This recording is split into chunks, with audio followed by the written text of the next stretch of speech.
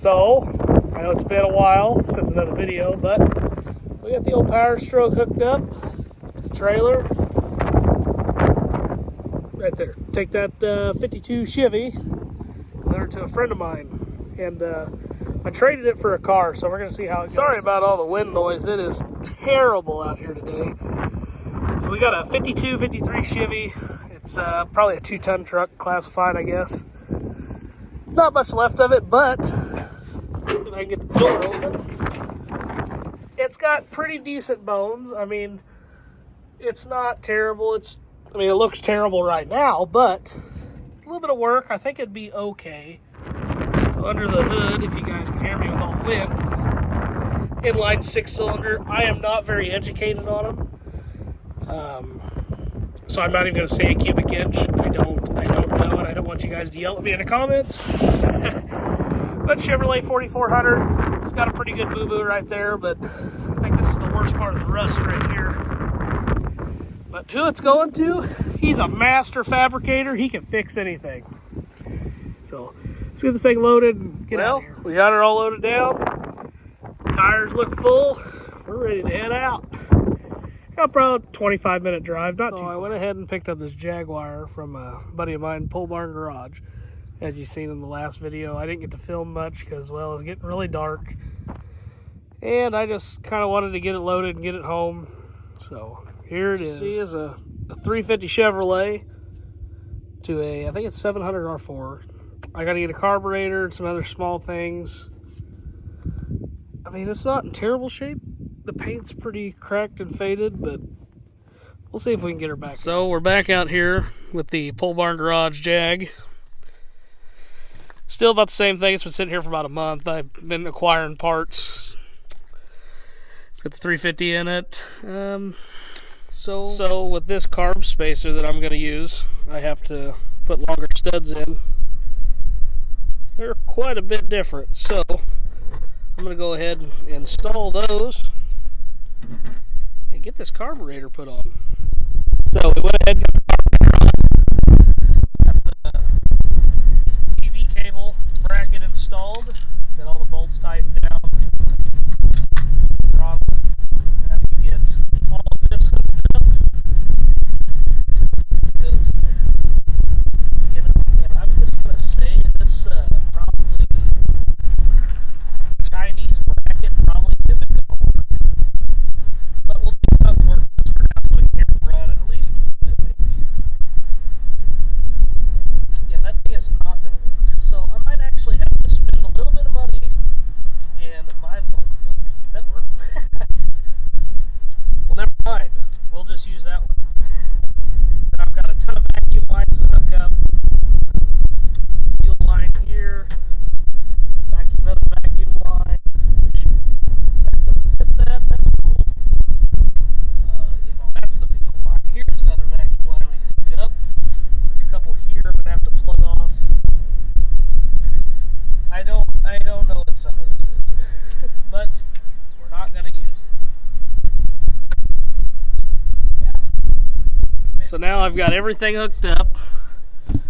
The fuel line on, vacuum line's on. I still need to get a hose clamp for the back so it doesn't, move around, and I'm still gonna have to get the right bracket or just cut and extend that one. But now we've got to move to the trunk of the car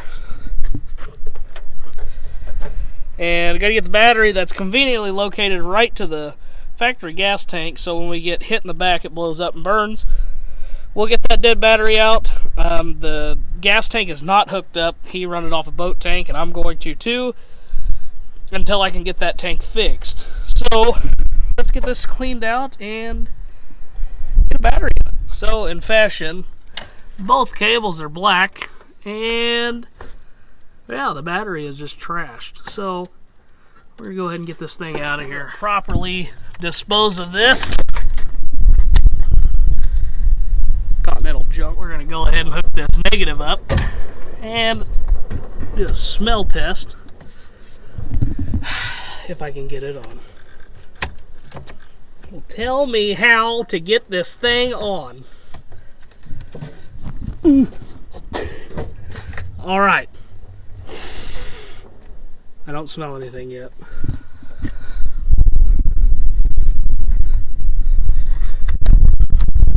we have anything? Turn the key on. We have lights and a speedometer that's going nuts for some reason. Anything with the key? No. No. Okay, let me see and put it in neutral, maybe? No. Let's get this figured out. Drastic measures. The battery I have is totally junk. Hit the key, kind sir. Well, see, we're gonna have to get a new battery, but the key does work now for some reason. So we let the battery charge well. I got my brother in there. We got a can of gas. We're going to probably make this thing burn. Let's see. Oh God, oh no, that's fine. All right, hit the key, see what it does. Hey, look at that! It runs! Alright, now let's get the fuel tank, get it plumbed, get the fuel pump and everything, and see if we can get it running on our own fuel. So what we got here is a 12-gallon boat tank. This isn't some of my finest work, but we got it plumbed in with electric fuel pump, down to some random wires, run all the way up there. We're going to see what happens.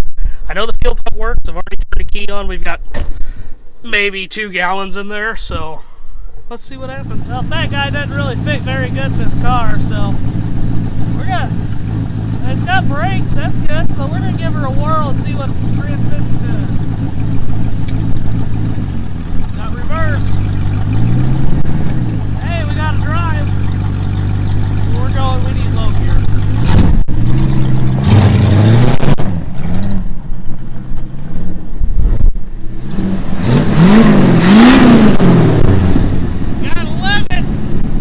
I'm going to tidy up my wiring here, get everything done. I use these bolts and nuts kits. They have awesome kits for wiring and everything. It tells you, you know, each connector, and to just order more, you scan the QR code, pick which one you need, and they'll ship it to your door. It is amazing. I love it, and time saving. Well, got them all connected, so the fuel pump should be good. We're gonna put the battery in it and do some testing. Sitting out here running pretty good. Doesn't sound bad. I can still adjust the carburetor kinda, but the alternator is not charging, so I'm gonna have to get an alternator for it and see if that fixes it. This video is kind of short. Sorry about the audio quality, but it needs an alternator, so I'm gonna get an alternator ordered and on the next one, we're going to get the alternator put on and